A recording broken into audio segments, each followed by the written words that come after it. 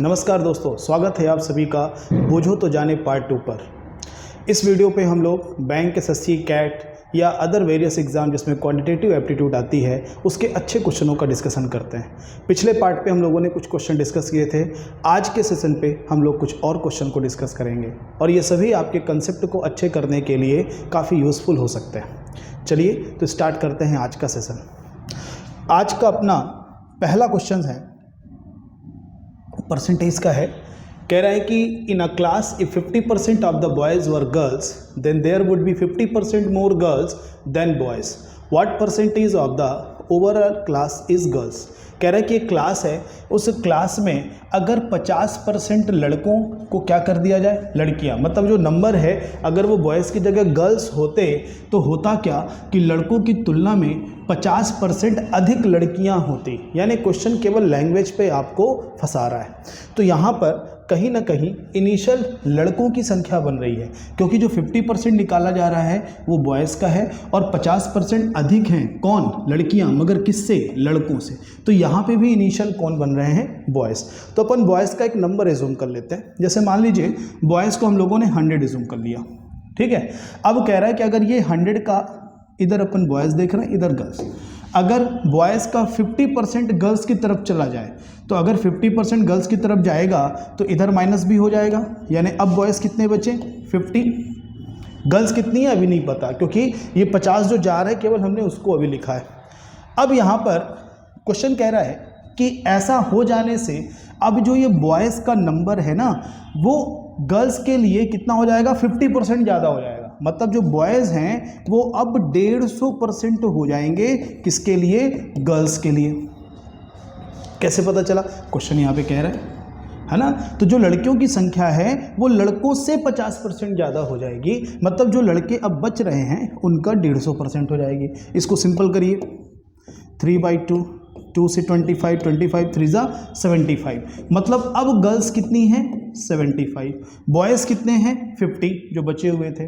तो स्टार्टिंग में कितना है, क्वेश्चन हमसे पूछ रहा है कि लड़कियों का कितना प्रतिशत है। देखो ये सब कंडीशन पे था तो इसका मतलब वो हमसे स्टार्टिंग का ही पूछ रहा है। तो स्टार्टिंग में फिर टोटल बच्चे कितने हुए, सर अगर ये 50 वापस आ जाए तो गर्ल्स कितने बचेंगी, सर अगर इनको 50 वापस दे देंगे तो गर्ल्स 25 बचेंगी और बॉयज़ तो हमने 100 एज्यूम किया ही था, है ना।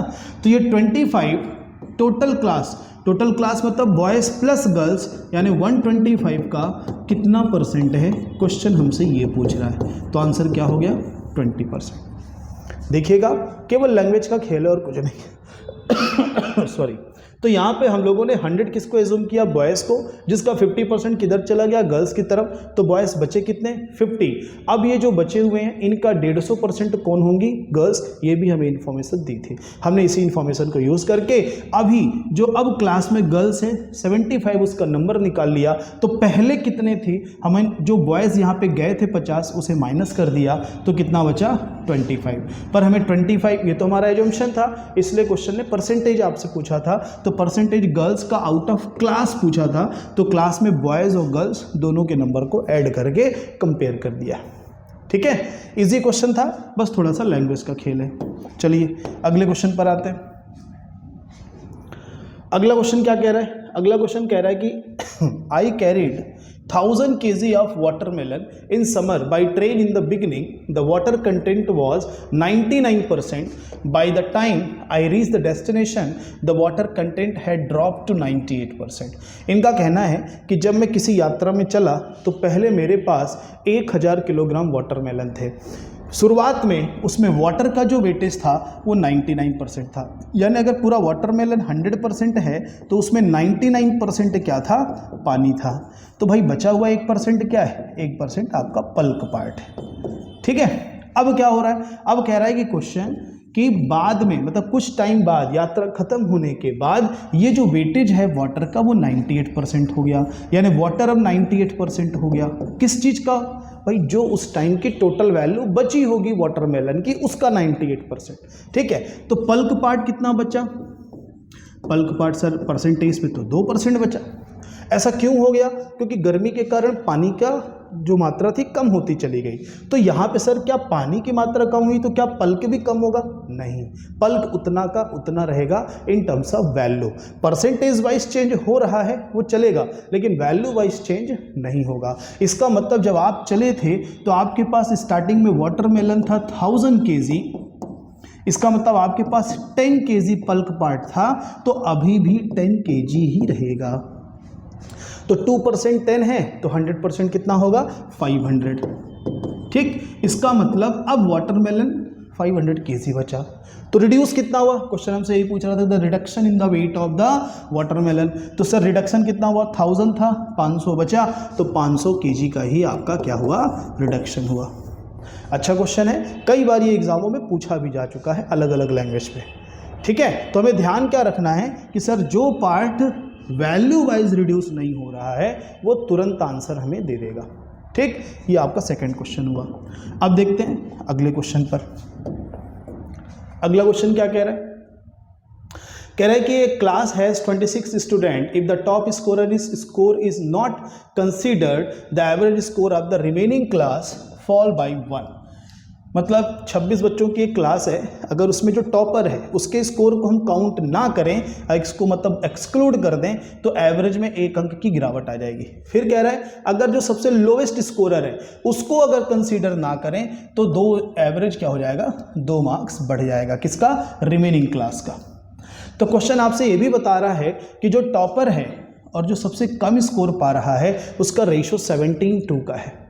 तो हमसे पूछा गया है लास्ट में कि जो टॉपर है आप उसका स्कोर बताइए। देखिए, इस क्वेश्चन को बढ़िया इक्वेशन बना के भी हम लोग सॉल्व कर सकते हैं, लेकिन अगर आप इसको थोड़ा लॉजिकल वे पे सॉल्व करें तो बहुत आसानी से हो जाएगा। देखो, लास्ट में जो रेशो दिया है उस पर ध्यान देना है। 17:2 किसका है? टॉपर का, और जो सबसे लोएस्ट आया है उसका। अच्छा, एवरेज में आपने पढ़ा होगा किसी के आने से या किसी के जाने से जो इफेक्ट पड़ता है उसकी वैल्यू के कारण पड़ता है। अगर कोई जा रहा है और उसके जाने से एवरेज बढ़ रहा है, इसका मतलब वो एवरेज से कम था, और अगर किसी के जाने से एवरेज घट रहा है, इसका मतलब वो एवरेज से ज़्यादा था। तो जो भी एवरेज, मान लो हम कुछ भी एज्यूम कर लेते हैं n, ठीक है, तो जो टॉपर गया तो उसने क्या किया? 1 मार्क रिड्यूस कर दिया सबका मतलब कितने बच्चे थे? 26। एक टॉपर हो गया तो बचे कितने? 25। यानी 25 का मार्क्स क्या हुआ? एक रिड्यूस करके मतलब वापस लेके चला गया। यानी उस बंदे का जो मार्क्स रहा होगा सर एवरेज से 25 ज़्यादा था, तभी वो ऐसा करेगा। अगर वो एवरेज के बराबर होता तो कोई फर्क नहीं पड़ता। ठीक है, तो इसका मतलब जो भी एवरेज था उससे वो 25 मार्क्स ज़्यादा ऑब्टेन कर रहा था। अच्छा, दूसरा स्टूडेंट क्या किया? सर उसके जाने से एवरेज 2 घट गया है, सॉरी बढ़ गया है, इसके जाने से एवरेज बढ़ गया, इसका मतलब इसका स्कोर एवरेज से कम है। कितना कम है? सर 25 लोगों के 2-2 मार्क्स कम करोगे तो कितने मार्क्स कम हैं? 50 मार्क्स कम है। समझ आई बात? एन क्या है? एवरेज। ठीक है, जाने से एवरेज घट रहा है, इसका मतलब वो वैल्यू एवरेज से ज़्यादा है। जाने से एवरेज बढ़ रहा है, इसका मतलब वो वैल्यू एवरेज से कम है। कितना कम है? जितना वो ज़्यादा करके जाएगी, कितना वो कम करके जाएगी। अब यहाँ से फ़ायदा क्या मिला कि सर आखिरकार ये रेशो किसका था? इन्हीं का तो था। तो अगर हम डिफरेंस देखें तो रेशो वाइज डिफरेंस कितना है? 15। और यहाँ पे जैसे ही डिफरेंस लेंगे तो एन कैंसिल हो जाएगा, ये माइनस से प्लस हो जाएगा, तो टोटल कितना हुआ? 75। यानी sir in terms of value difference 75 का है। यानी जो 15 है 75 है, तो एक कितना होगा? 5। तो जो टॉपर है 17, वो कितना होगा? 85। इस तरीके से हम इसका आंसर दे सकते हैं। लोवेस्ट स्कोरर का पूछता तो 2 × 5 करते तो 10 हो जाता। क्लियर हुआ? बहुत ही आसान क्वेश्चन है, इक्वेशन से बनाने जाओ तो बेसिक वे पे भी कर सकते हैं। चलिए, इन सभी क्वेश्चनों को प्लीज़ एक बार अपने से जरूर लगाइएगा, फिर उसके बाद एक्सप्लेनेशन देखिएगा। चलिए थर्ड क्वेश्चन पे आते हैं। थर्ड क्वेश्चन क्या कह रहा है? कह रहा है कि 2 नंबर हैं जिनका प्रोडक्ट मतलब गुणन, मल्टीप्लिकेशन 18,490 कह रहे हैं कि what is the difference between the 2 numbers when the HCF take its largest possible value. देखो यहाँ पे 2 नंबर हैं, 2 नंबर कौन है नहीं पता, लेकिन उनका मल्टीप्लिकेशन पता है। तो कह रहे हैं कि उनका मैक्सिमम हाईएस्ट कॉमन फैक्टर लीजिए और उनके बीच का डिफरेंस बताइए। ठीक है। तो HCF से फर्क क्या पड़ता है, जैसे एक सिंपल सा एग्जांपल मैं आपको दूं, एक नंबर है 6, एक नंबर है 9। आप जब इसका HCF निकालते हैं तो कॉमनली आप इसको डिवाइड करते हैं, जहां तक ये सभी डिवाइड होते हैं तब तक डिवाइड करना होता है, वरना फिर रुक जाना होता है। तो ये क्या बन जाता है, HCF। अगर मैं वापस इस नंबर को बनाना चाहूं तो क्या करना पड़ेगा, इस नंबर का 2 से इंटू करना पड़ेगा एक बार, तो 6 बन जाएगा। इसी HCF से किससे इंटू कर दूं, इस दूसरे वाले से, तो 9 बन जाएगा। अब हमें नहीं पता कि नंबर क्या है, हमें नहीं पता हमारी नंबर क्या है, 2 नंबर है, ठीक है, नंबर 1 नंबर 2। हमने इसके HCF से डिवाइड किया, तो ये भी कुछ टाइम डिवाइड हुआ होगा, ये भी कुछ टाइम डिवाइड हुआ होगा। तो नंबर कैसे बनेगी सर, H इंटू ए पहली नंबर, H इंटू बी दूसरी नंबर। तो बना लेते हैं अपनी 2 नंबर HA HB, ठीक है। इससे फायदा क्या होगा कि जो A और B हैं, ये अगर वैल्यू किसी तरह से रेशियो में भी आ गई या किसी तरह से मल्टीप्लिकेशन भी बन गया, तो हम उनके कितने भी नंबर हो सकते हैं वो बना सकते हैं। फिलहाल यहाँ पे क्वेश्चन ने कहा है कि आपको हाईएस्ट मैक्सिमम लेना है। खैर पहले ये बताइए इनका इंटू करने पे क्या आएगा, इनका जब हम इंटू करेंगे तो H और H स्क्वायर हो जाएगा इंटू A इंटू बी।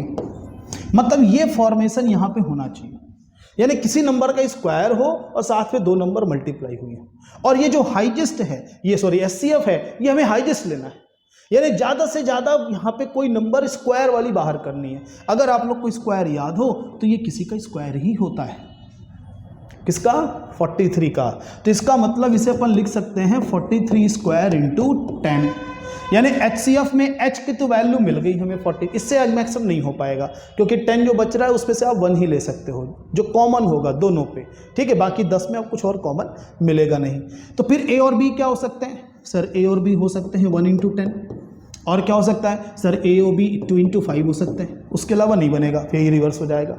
तो यहाँ पे हमारे पास A और B की दो पॉसिबिलिटी है, क्या कि सर एक हो सकता है नंबर 43 इंटू 1 पहली हो, 43 इंटू 10 दूसरी हो, और ये भी हो सकता है कि पहली 43 इंटू 2 हो और दूसरी 43 इंटू 5 हो। तो 2 अगर आपके पास पॉसिबल आंसर हैं तो आपका जो फाइनली रिजल्ट है वो भी 2 आ सकता है। देखते हैं क्या है, हमसे डिफरेंस पूछा गया है, तो जब हम इनको माइनस करेंगे तो 43 कॉमन होगा, बचेगा क्या, 10 माइनस 1 9, 43 9 जा, ये देखिए एक ऑप्शन यहाँ पे 43 9 जा करोगे तो 387। इस पे जब इस पे जब डिफरेंस निकालेंगे तो क्या आएगा, 43 इंटू 3, इसको जब मल्टीप्लाई करोगे तो दूसरा ऑप्शन 129। इसलिए इस क्वेश्चन का आंसर क्या होगा, more than one of the above. Number system यानी HCF एलसीएम का बहुत ही अच्छा क्वेश्चन है, इससे आप इस तरह के क्वेश्चन वही कर पाएगा जिसके कंसेप्ट क्लियर होंगे। तो प्लीज़ कंसेप्ट पे फोकस करिए, और अगर समझने में दिक्कत हुई होगी तो दोबारा इसको देख लीजिएगा। चलिए अब बढ़ते हैं अगले क्वेश्चन पे। अगला क्वेश्चन है, कह रहा है कि how many natural values of p between 100 and 324 do not have exactly 3 factor.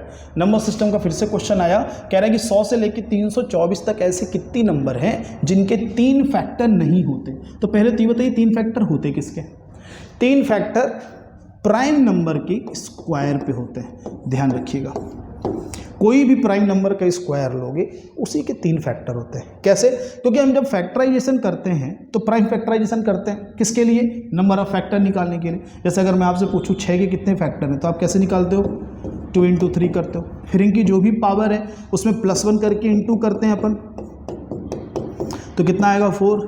तो 6 के कितने फैक्टर हुए, 4, कौन, 1 2 3 6, है ना। तो सॉरी, इस पे कैसे निकालेंगे सर, जब हम प्राइम नंबर का फैक्टराइजेशन करेंगे तो जैसे मान लो 5 है तो इसका तो कुछ होगा नहीं, यही बनेगा, 7 है इसका तो यही होगा, ठीक है। तो प्राइम नंबर के 3 फैक्टर नहीं होते, क्योंकि इसके तो 2 ही फैक्टर होते हैं। प्राइम नंबर की डेफिनेशन ही यही कहती है कि ऐसे नंबर जिनके 2 फैक्टर होते हैं वो प्राइम होती है। मेरा कहना है कि अगर मैं इन्हीं का स्क्वायर कर दूं तो ये वो नंबर होंगी जिनके 3 फैक्टर होंगे। तो अगली बार के लिए ध्यान रखिएगा कि प्राइम नंबर का स्क्वायर 3 फैक्टर रखता है, कोई भी प्राइम नंबर हो। तो हमारा जो रेंज है, हमारा रेंज 100 से लेकर के 324 तक है। तो 100 तो 10 का स्क्वायर होता है, 10 प्राइम नहीं है। तो अगली नंबर 11 का स्क्वायर कितना होता है, 121। अगली प्राइम नंबर 13, इसका स्क्वायर 169। फिर अगली प्राइम नंबर इसका 289। अगली प्राइम नंबर 19, इसका स्क्वायर। अब हमारी रेंज से बाहर चला गया, क्यों, क्योंकि रेंज हमारी 324 तक थी, तो इसलिए इसको अपन कंसीडर नहीं करेंगे। तो 3 सर ऐसे नंबर हैं जिनके 3 फैक्टर हैं, तो बाकी जो बच गई वो सारे नंबर कौन होंगे जिनके 3 फैक्टर नहीं होंगे। तो टोटल नंबर कितनी थी सर 324 तक 100 से लेकर के टोटल, इसमें +1 करना होता है, कितनी नंबर है 225, उसमें से 3 नहीं चाहिए, क्यों? क्योंकि 3 ऐसी नंबर मिली हैं जिनके 3 फैक्टर होते हैं, तो बचे कितने 222। इजी क्वेश्चन है, नंबर ऑफ फैक्टर अगर आपको निकालना आता है तो ये आपसे बनना चाहिए, ठीक है। बस एक चीज़ एक्स्ट्रा में पता होनी चाहिए अब कि प्राइम नंबर का स्क्वायर 3 फैक्टर रखता है। चलिए आगे बढ़ते हैं अगले क्वेश्चन पर। अगला क्वेश्चन क्या कह रहा है? कह रहा है कि एक एप्टीट्यूड टेस्ट हुआ और उसमें 25 क्वेश्चन थे, ठीक है। कह रहा है कि एक छात्र अगर सही उत्तर करता है तो उसे 1 अंक मिलेगा, अगर गलत करता है तो माइनस होगा 0.25, लेकिन अगर वो अटेम्प्ट ही नहीं करेगा तो माइनस होगा 0.5। तो आपसे कह रहा है कि अगर इसके टोटल मार्क्स 14 हैं तो उसने कितने सही उत्तरों की संख्या क्या थी, ये अपने को बताना है। तो 3 क्राइटेरिया हैं, सही करेगा या गलत करेगा या नॉट अटेम्प्ट होगा, और तीनों में ही कुछ ना कुछ रिवार्ड है। सही करने पे 1 नंबर मिलेगा, गलत करने पे, सही करने पे 1 नंबर प्लस होगा, गलत करने पे माइनस होगा। 0.25 इन्होंने लिखा है, अपन फ्रैक्शन में लिख लेते हैं। अटेम्प्ट नहीं करोगे तो अभी आपको माइनस होगा कितना, हाफ। तो हमें पता करना है कि अगर उसके 14 मार्क्स है तो उसने सही कितने किए। देखिए अगर उस स्टूडेंट के 14 मार्क्स हैं तो कम से कम उसने 14 राइट तो किए हैं, तभी तो उसको 1 मार्क्स मिलेगा। लेकिन बचे कितने क्वेश्चन 11, क्यों? क्योंकि टोटल 25 क्वेश्चन थे। तो अब इस 11 क्वेश्चन पे हमें पता करना है कि अब ये 11 में से कितने सही, गलत और नॉट अटेम्प्टेड है। और ये भी ध्यान रखना है कि इनका जो टोटल रिजल्ट आना चाहिए वो 0 आना चाहिए, क्यों? क्योंकि हमने 14 मार्क्स पहले ही कंसीडर कर लिया है।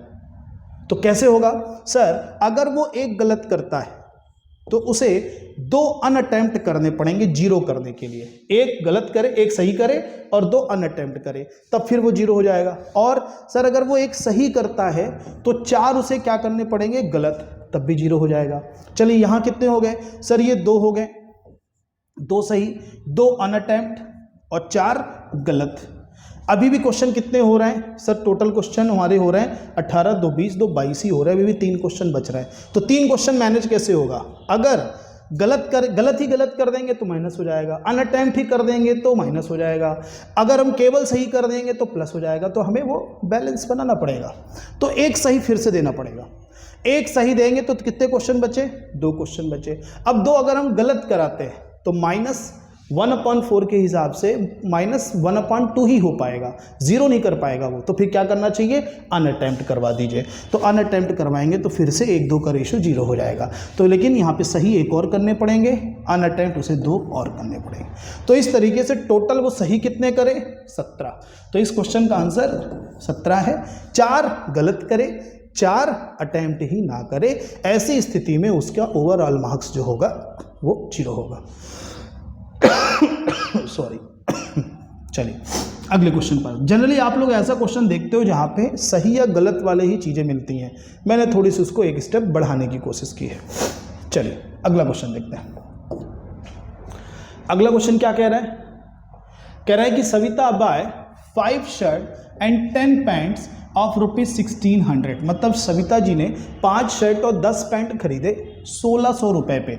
मतलब टोटल कॉस्ट हमें पता चल गई। अब क्या कह रहा है? C sells shirts at a profit of 15% and pants at a loss of 10%। मतलब दोनों का हमें ओवरऑल चीज़ें पता चल गया। पैंट में प्रॉफिट है और लॉस है, सॉरी शर्ट में प्रॉफिट है, हाँ शर्ट में प्रॉफिट है, पैंट पे लॉस है। ओवरऑल क्या हुआ वो भी बताया, लेकिन वो वैल्यू वाइज बताया है ना। चलिए पता क्या करना है? एक शर्ट की और एक पैंट की कॉस्ट पता करनी। चलिए ये क्वेश्चन तो एलिगेशन से हो जाएगा सिंपल, क्योंकि यहाँ पे प्रॉफिट लॉस परसेंटेज दोनों पता है। तो प्रॉफिट कितना था 15, लॉस कितना था 10, लेकिन लॉस है इसलिए माइनस अपन लिखते हैं। अब मीन वैल्यू क्या लिखेंगे सर? ओवरऑल जो हुआ तो वो तो वैल्यू वाइज दिया है, पहले आप उसे क्या करिए परसेंटेज में कन्वर्ट कर लीजिए, है ना। इसको थोड़ा सिंपल करेंगे तो ये 45/8। अब यहाँ से जो रेशियो आएगा उस रेशियो में इस 1600 वाली कॉस्ट को अपन डिवाइड कर देंगे। तो इसको पहले देखो आ कितना आ रहा है सर? यहाँ पे 45/8 +10 होगा क्योंकि ये दोनों माइनस होते हैं, इधर ये दोनों माइनस होंगे। ठीक है, रेशियो सिंपल करें तो सर 8 10 × 80, 45 से ऐड हुआ तो 125/8, और यहाँ से भी 58 × 120 और -45 करेंगे तो 75/8। 8 8 कैंसिल हुआ, 25 से 5 जा, 25 से 3 जा, यानी 5:3 का रेशियो आया। सर अगर 5:3 का रेशियो आया है तो 1600 को अपन को 5:3 के अनुपात में बांट देना चाहिए। बिल्कुल, तो पैसा कितना आएगा, 8 इसका बनेगा वैल्यू, 200 कॉमन फैक्टर, तो ये कितना बना 1000, और ये कितना बना 600। तो 1000 में एक शर्ट नहीं खरीदा है, 1000 में उसने 5 शर्ट खरीदी है। तो अगर 1000 में 5 शर्ट तो एक शर्ट की कीमत कितनी हो गई 200 रुपये। ऐसे ही एक पैंट का निकाल लेंगे, पैंट की टोटल कॉस्ट कितनी आई 600 रुपये। कितने पैंट खरीदे उसने 10, तो एक पैंट का कितना बना 60 रुपये। इस तरीके से अपन एक शर्ट और एक पैंट की कॉस्ट बता सकते हैं। ठीक है, ये भी क्वेश्चन ठीक था। ये सारे क्वेश्चन आपको बार बार लगाने चाहिए, इससे आपके कंसेप्ट और क्लियर होते चले जाएंगे। चलिए बढ़ते अगले क्वेश्चन पर। अगला क्वेश्चन क्या कह रहा है कि दिव्यम है, उन्होंने एक आर्टिकल खरीदा जिसमें उन्हें लेवल प्राइस यानी मार्क प्राइस पे 15% का डिस्काउंट मिला, फिर उन्होंने इसको 10% की प्रॉफिट पे बेचा। अब देखो 10% का प्रॉफिट तो है, जनरली प्रॉफिट कॉस्ट प्राइस पे लगता है, इन्होंने क्या कहा कि लेवल्ड प्राइस पे इन्होंने प्रॉफिट ले लिया, यानी मार्क प्राइस पे ले लिया। तो क्वेश्चन कह रहा है what was his percentage profit on the price he bought, यानी एक्चुअल सीपी पे जो दिव्यम का सीपी होगा उस पे उसे कितने % का प्रॉफिट हुआ। तो देखो पहले डिस्काउंट कितना था 15%, 15% का रेसिप्रोकल क्या बनेगा 3/20। तो 20 क्या हुआ सर 20, क्योंकि डिस्काउंट था तो मार्क प्राइस हुआ। 3 रुपये क्या हुआ डिस्काउंट हुआ, तो उसे पड़ा कितने का, क्योंकि जब वो डिस्काउंट दे करके खरीद रहा है तो 17 रुपये का पड़ा। अब वो क्या ले रहा है प्रॉफिट, लेकिन प्रॉफिट किस पे ले रहा है मार्क प्राइस पे। कितना ले रहा है 10%, तो इसका 10% कितना होगा 2 रुपये। तो वो 2 रुपये 20 रुपये पे ले रहा है, यानी टोटल वो बेच कितने पे रहा है 22 रुपये पे बेच रहा है। तो ओवरऑल उसका प्रॉफिट कितना हुआ 5 रुपये, पर कॉस्ट तो 17 थी ना, तो ओवरऑल प्रॉफिट एक्चुअल कॉस्ट से कंपेयर कर दोगे तो एक्चुअल उसका प्रॉफिट परसेंटेज आ जाएगा 1/17 के रेसिप्रोकल 5 राइट 15/17 से इसको सॉल्व कर दीजिए इंटू 5 करके, तो ये वैल्यू कितनी बन जाएगी 25, और यहाँ से 75 का 4 29 राइट 7/17%। तो इस क्वेश्चन का आंसर ये होगा। ठीक है, अच्छा क्वेश्चन है, बस थोड़ा सा कंफ्यूज कर सकता है अपने लैंग्वेज पे। चलिए अगले क्वेश्चन पे और बढ़ते हैं। अगला क्वेश्चन क्या है, अगला क्वेश्चन कह रहा है कि एक कंटेनर है जो मिल्क से यानी दूध से भरा हुआ है, ठीक है, उससे 9 लीटर क्या निकला जा रहा है दूध निकाला जा रहा है, फिर उसे पानी से बदल दिया जाता है, यानी रिप्लेसमेंट हो रहा है। फिर से 9 लीटर इसमें से मिक्सचर निकाला गया और इस बार फिर से पानी मिला दिया। तो ऐसा करने से लास्ट में मिल्क और वाटर का जो रेशियो बच रहा है वो 16:9 का बच रहा है। तो आपको बताना है कैपेसिटी ऑफ द कंटेनर, या ऐसा समझो कि एक्चुअल स्टार्टिंग में मिल्क कितना था कंटेनर पे। अगर आपको ध्यान हो तो ये रिप्लेसमेंट का क्वेश्चन है जिसमें आपको एक छोटा सा फॉर्मूला बताया जाता है क्या कि sir remaining value total value 1 minus replace value total value power number of replacement, इससे आप लगाते हो। लेकिन यहां पे इन्होंने वैल्यू ना देकर के रेशियो दिया है। किस चीज का रेशियो दिया है सर मिल्क वाटर का 16:9। कोई बात नहीं, अगर मैं इस टोटल को इधर कर दूं, अगर मैं इस टोटल को इधर कर दूं तो ये क्या हो जाएगा रिमेनिंग अपॉन टोटल। रिमेनिंग किस चीज का जो स्टार्टिंग में था यानी milk, milk upon total, fraction लगाए तो रेशियो ही तो हुआ। तो लेकिन हमें रेशियो मिल्क वाटर नहीं चाहिए, मिल्क टोटल चाहिए। तो मिल्क टोटल का रेशियो क्या बनेगा सर 16, और दोनों मिल जाएंगे तो 25। बस अब ये वैल्यू रख दीजिए, आपका क्वेश्चन सॉल्व हो गया। तो यहाँ पे 1 माइनस, अच्छा रिप्लेस कितना किया जा रहा है वो हमें बताया गया है 9 लीटर, ठीक है। तो 9 टोटल नहीं पता, कितनी बार रिप्लेसमेंट हुआ 2 बार हुआ। अब दोनों साइड का स्क्वायर रूट कर दीजिए, तो क्या बन जाएगा 4/5, और ये कितना हो जाएगा 1 माइनस 9/x। साइड चेंज करिए तो 9/x इक्वल 1/5। तो x की वैल्यू कितनी बनी 45 लीटर। x क्या था अपना टोटल वैल्यू यानी कैपेसिटी, यही हमसे पूछा गया है। तो इस क्वेश्चन का आंसर हो गया 45 लीटर।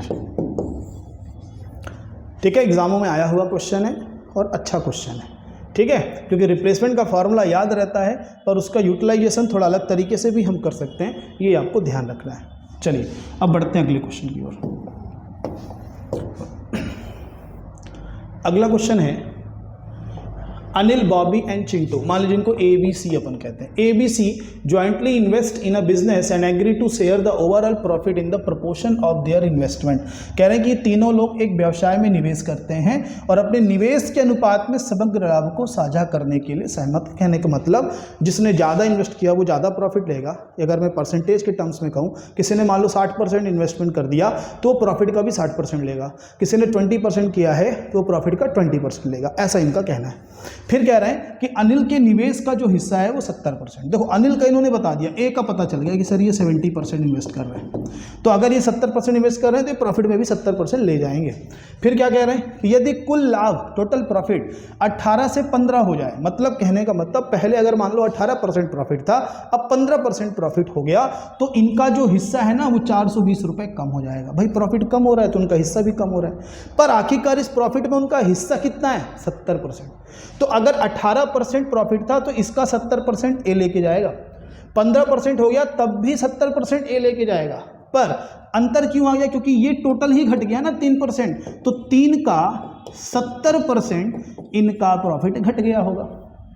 अब ये 3 किसका परसेंट है? सर ये 3% है टोटल इन्वेस्टमेंट का, क्योंकि प्रॉफिट 18 से 15 हुआ तो 3% घटा, तो प्रॉफिट किस पे लगाएंगे? इन्वेस्टमेंट पे ना, तो इन्वेस्टमेंट का 3% प्रॉफिट पे घटा हुआ, और इसमें ए का शेयर कितना हो गया? 70%, और ये हमको दिया है इन्होंने कितना? 420।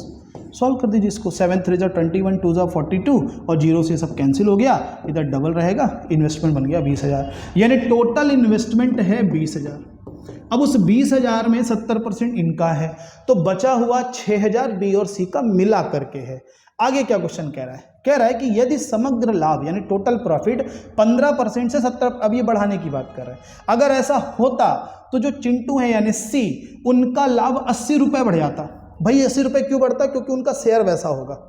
तो अब क्योंकि हमें इन्वेस्टमेंट पता है तो अब ये परसेंटेज निकालना आसान हो गया, क्योंकि 15 से 17 यानी 2% बढ़ रहा है, तो प्रॉफिट भी 2% टोटल बढ़ा होगा, और जब प्रॉफिट टोटल 2% बढ़ेगा तो 20,000 का 2% कितना हुआ? 400 रुपये।